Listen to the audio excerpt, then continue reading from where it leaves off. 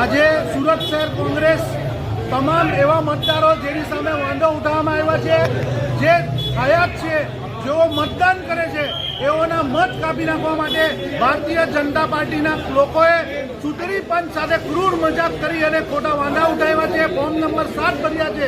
તેઓની સામે આજે અમે રજૂઆત કરવા આવ્યા છે કે તેઓ જે ખોટા વાંધા રજૂ કરનાર ને તાત્કાલિક ફોજદારી ગુનો દાખલ કરવામાં આવે અને જેલમાં ભરી દેવામાં આવે, એ માંગણી કરવા માટે સુરત શહેર કોંગ્રેસ અહીં આવી છે. ઓછામાં ઓછા 70,000 થી 70,000 ફોર્મ સુરત 12 વિધાનસભાની અંદર ભરવામાં આવ્યા છે અને આ તમામે તમામ ફોર્મ ભારતીય જનતા પાર્ટીની ઓફિસમાંથી આવ્યા છે.